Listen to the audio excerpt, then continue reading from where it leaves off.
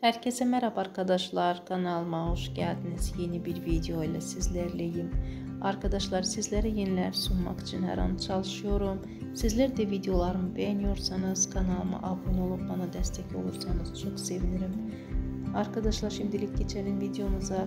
Uzak Şehir'in 37. bölümün ikinci tanıtımı fragmanı geldi. Arkadaşlar, ben de aynı görüntüleri sizlere sunuyorum. Ambahan olan haberleri sizler için kanalımda düzenleyirəm ve seve seve sizlere sunuyorum. Sizler de videolarımı beğeniyorsanız kanalıma abone olup bana destek olursanız çok sevinirim. Arkadaşlar, ikinci bölüm tanıtımında Şahin babası Ecmel'in sakladıkları sirleri öğrenilenden sonra ve